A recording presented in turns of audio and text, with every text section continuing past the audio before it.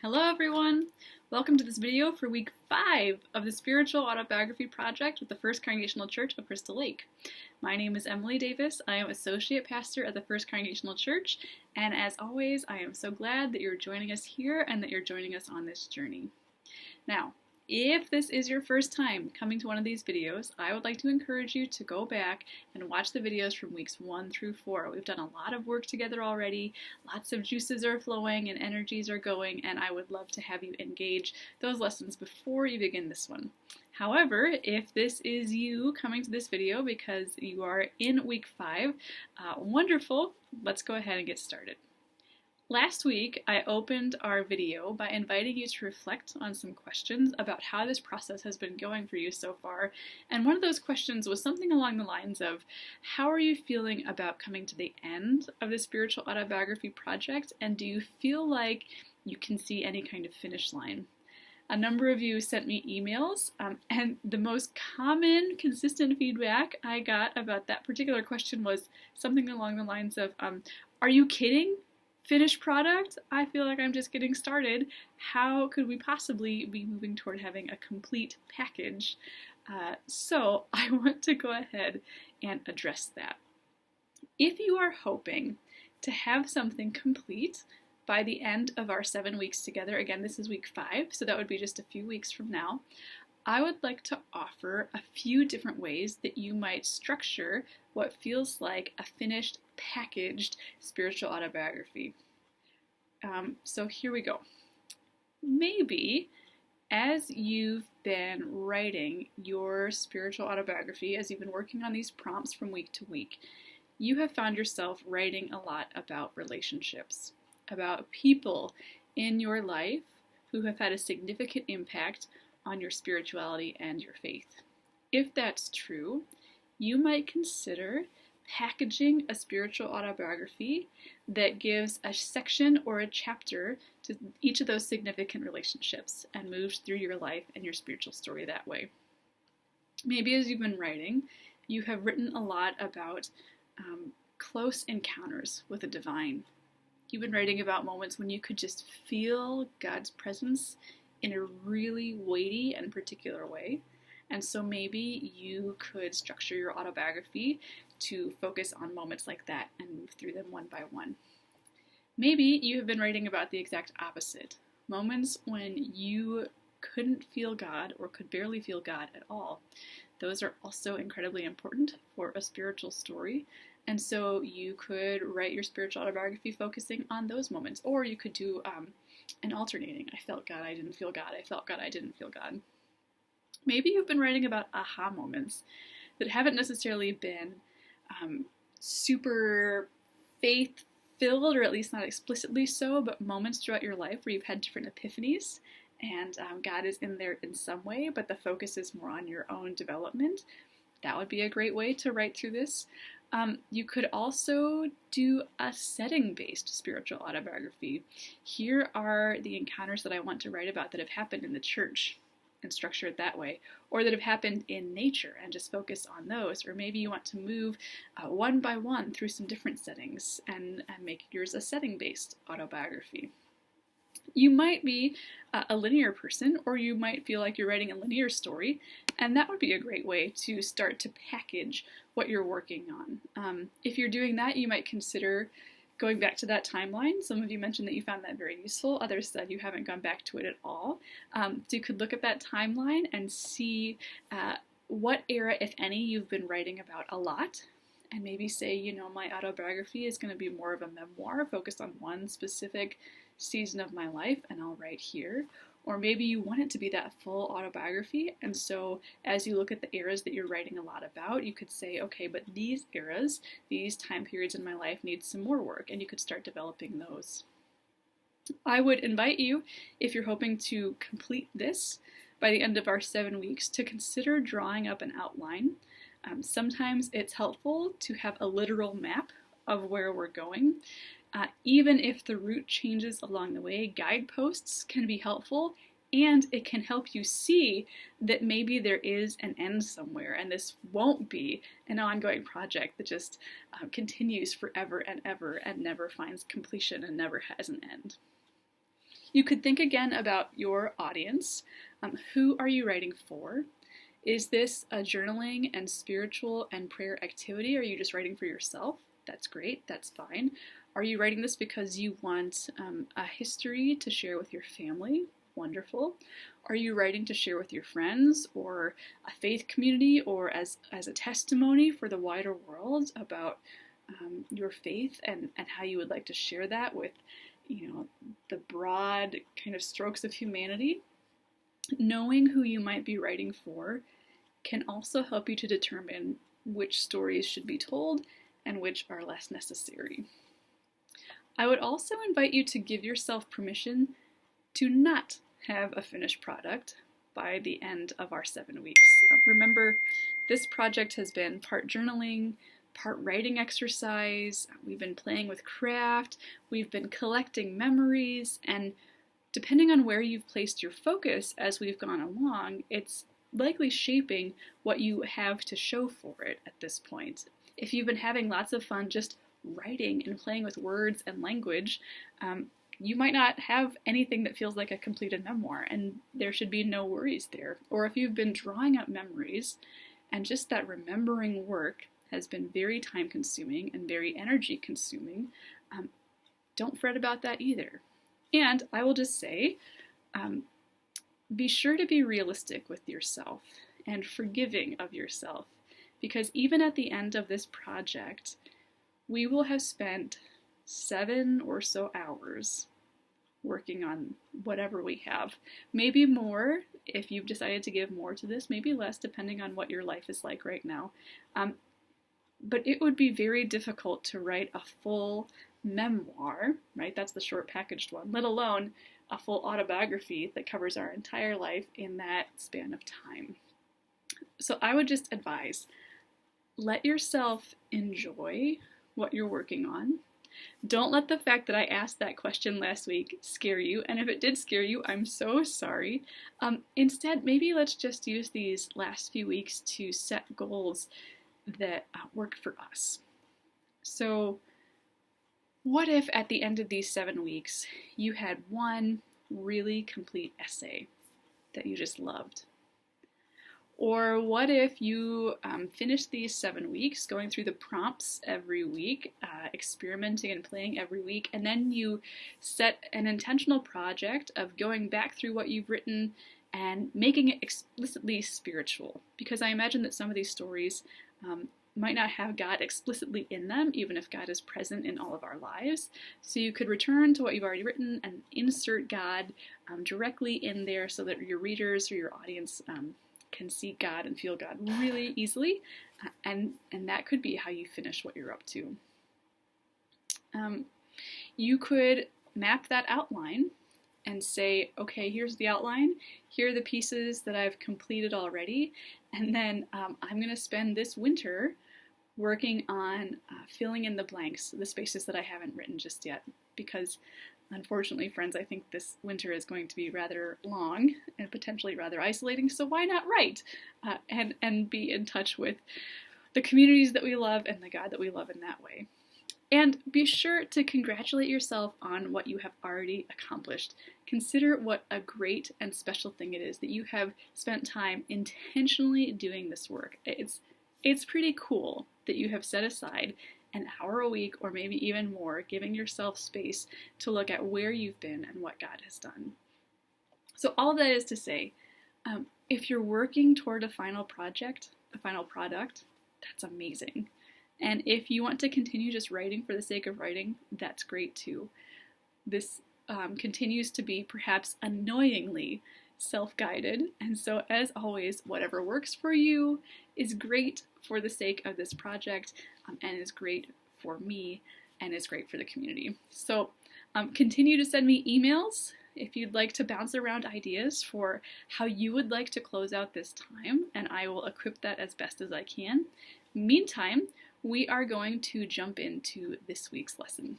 I'm going to grab my Bible that is right back here.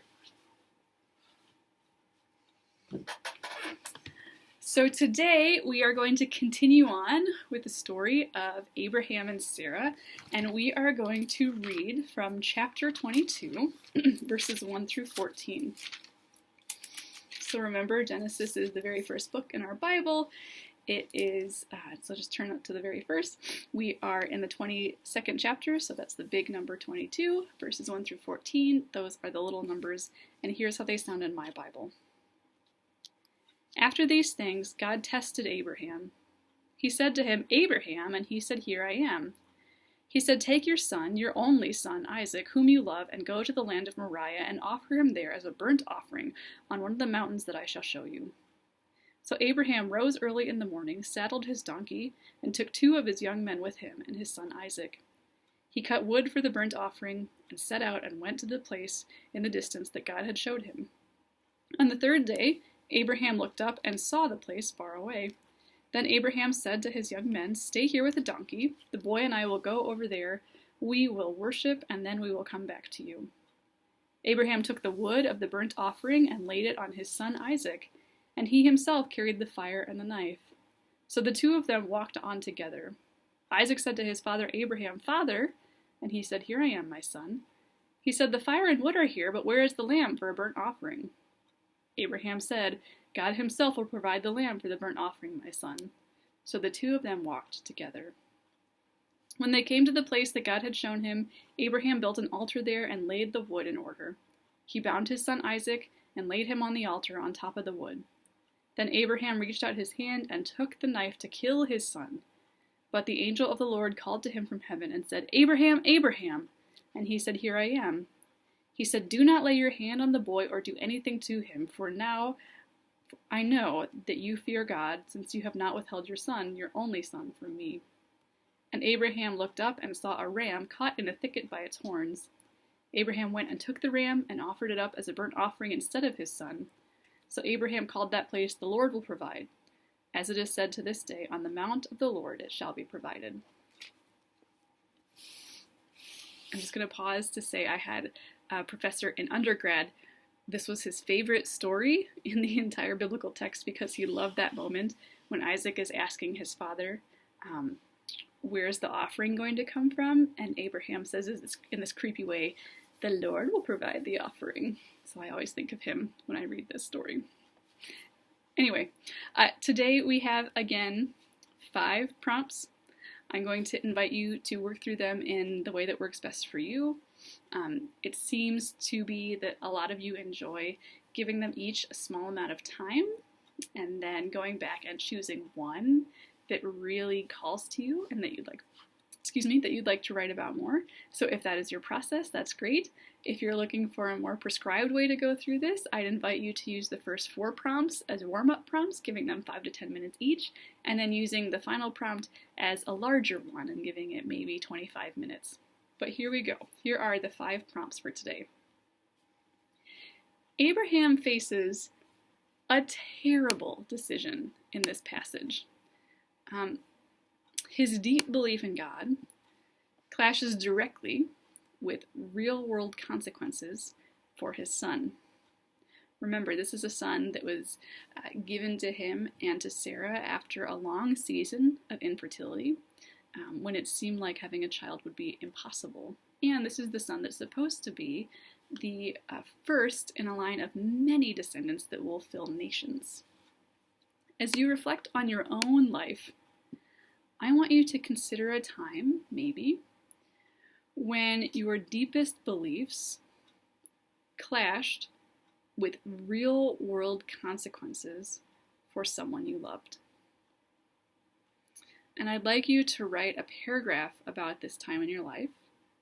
And then after you've written that paragraph just about the time, to play with your writing a little bit, you could consider going back and writing a second paragraph about it, strictly describing the setting in which this encounter, or at least a part of it, happened. So obviously for the story with Abraham, it would be the setting up on the mountain, but maybe you had a moment with someone that happened in a kitchen, or at a coffee shop, or in the car. If you would like to play with your writing, play with a paragraph just about that setting, and see how that setting maybe speaks to or seems strange for this kind of clash that you had. Sometimes when we write about painful memories, a setting description can carry a lot of the emotional weight for us. So go ahead and work on those paragraphs, and then pause the video while you work. Come on back for prompt number 2 when you're ready. Okay, here is the second prompt for the day. God asks Abraham to make a terrible sacrifice. And Abraham proceeds to do it. He gets pretty darn close and only stops, presumably, because the angel of the Lord stops him.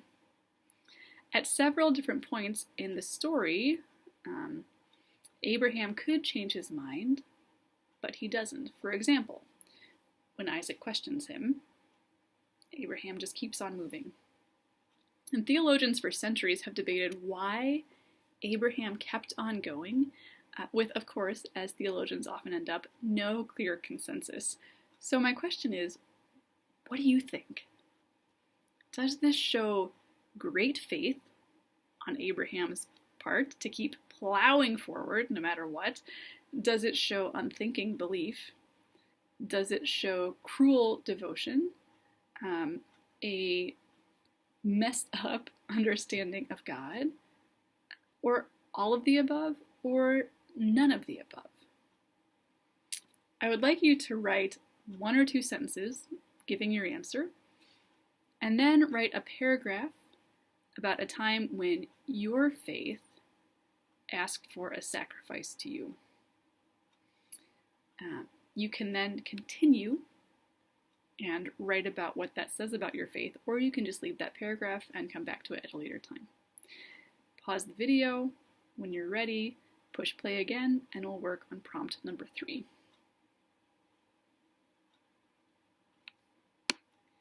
Okay, third prompt.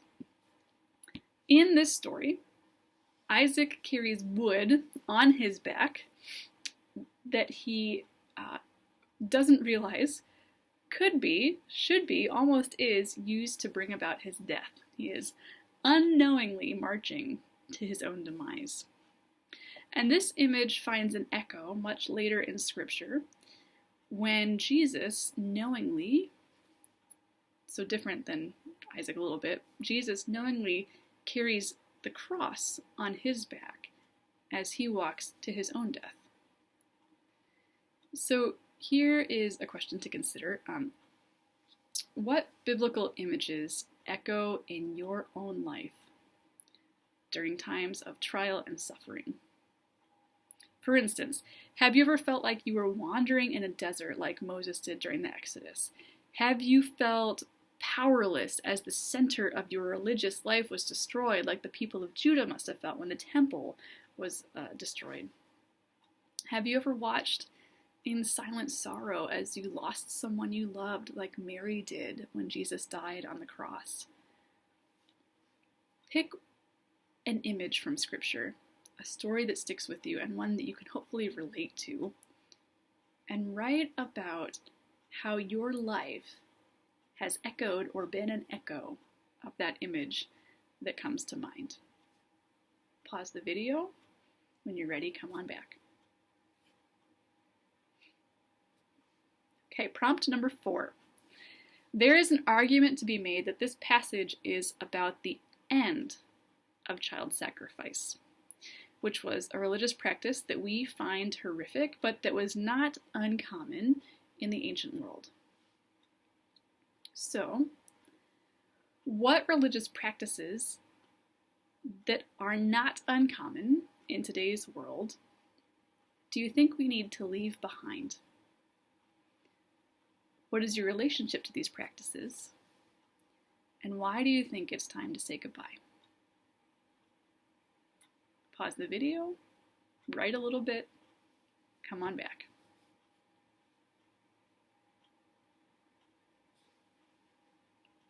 Okay, here is our final prompt, and it's a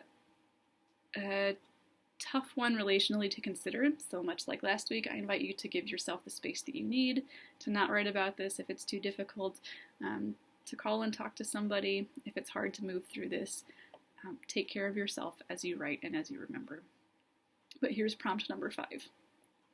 Consider a painful, difficult choice that you have had to make that had an irrevocable effect on your family? How did you come to that time of decision? How did you come to that decision? Did your faith influence the decision? In what ways did your family of origin or family that you adopted later on teach you to make that decision? How are things different for both you and your family after you made this choice? Looking back, how did the decision shape the arc of your life? Either the story or maybe your sense of purpose? And in what ways, if any, do you view that choice differently now than you did at the time that you were making it? Write about a painful, difficult choice that you have had to make that had an irrevocable, irreversible effect on you and your family. And remember, this is a spiritual autobiography, so be sure as you write to consider where God was in the midst. Pause the video. When you're ready, come on back. I thank you for joining me for week 5 of the Spiritual Autobiography Project. I hope that whatever you are producing, this has been enjoyable so far. We have 2 weeks left yet to go. And then at the end of this whole thing, remember, I'm going to be inviting you individually and you collectively to consider how it is that we might share what we've done with the congregation. So if you have any ideas, if you are willing to share it in writing, in testimony, like a video for worship, in any kind of a way, please let me know, because I would love to help the congregation see some of what's been happening in the midst of our time together. I wish you blessings as you continue writing, and again, remember that you can join us any Thursday from 6 o'clock to 7:30 on Zoom to discuss what you're working on. We'd love to have you there, even if you haven't joined us yet. Email me if you have any questions, comments, concerns, and I will look forward to having us together here again next Friday at noon. Thanks so much, all. Take care.